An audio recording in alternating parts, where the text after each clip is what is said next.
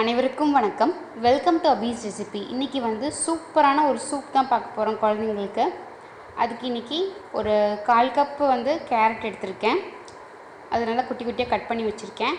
அதே மாதிரி 1/4 cup beans எடுத்திருக்கேன். அதையும் நல்லா கட் பண்ணி வச்சுருக்கேன். இது கூட நீங்கள் உருளைக்கிழங்கு ஆட் பண்ணிக்கலாம், காலிஃப்ளவர், அந்த மாதிரி நிறைய வெஜிடபிள்ஸ் சேர்த்துக்கலாம். அப்புறம் கார்லிக் வந்து ஒரு 1/2 டீஸ்பூன், அப்புறம் சீரகம் வந்து ஒரு 1/4 டீஸ்பூன், அப்புறம் பருப்பு நான் சேர்த்துறேன்.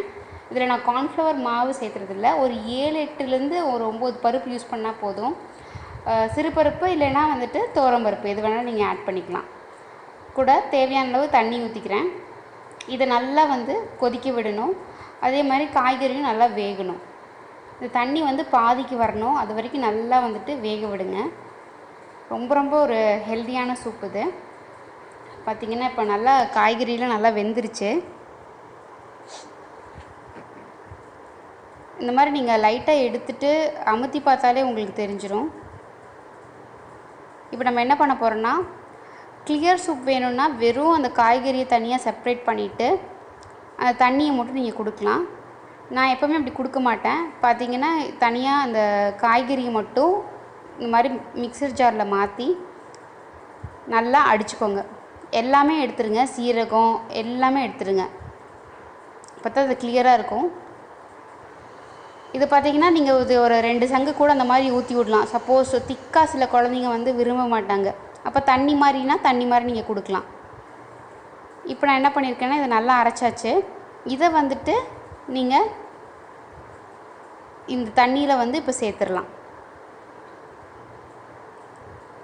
இது 2 பேருமே சாப்பிட்லாம், அம்மாவும் குழந்தைங்களும். ரொம்ப ரொம்ப நல்லது. இதில் நம்ம எந்த விதமான கார்ன்ஃப்ளவர் மாவு அது இதுன்னு எதுவும் சேர்த்துல, ஆயில் ஃப்ரீ தான். பார்த்திங்கன்னா இப்போ எல்லாமே எடுத்தாச்சு. இப்போ இது நம்ம மறுபடியும் வந்து பாயில் பண்ணணும். ஏன்னா கன்சிஸ்டன்சி வந்து உங்கள் குழந்தைக்கு தகுந்த மாதிரி இருக்கணும். சில குழந்தைங்க வந்து ரொம்ப தண்ணியாக விரும்புவாங்க, சில குழந்தைங்க வந்து திக்காக விரும்புவாங்க. ஸோ அந்த மாதிரி நீங்கள் வந்து அதுக்கு தகுந்த மாதிரி நீங்கள் பிளான் பண்ணி நல்லா கொதிக்க விடுங்க. பார்த்திங்கன்னா எவ்வளோ திக்காக இருக்குது பாருங்கள் சூப்பு.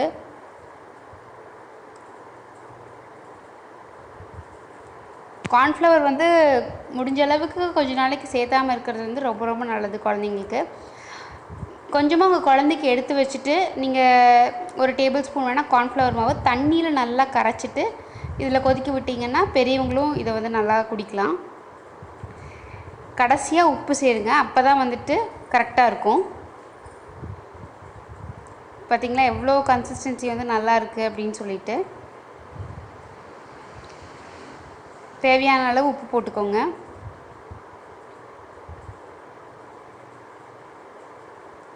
அப்புறம் குழந்தைக்கு தேவையான அளவு காரம், அதாவது பெப்பர் வந்து தேவையான அளவு சேர்த்திக்கோங்க.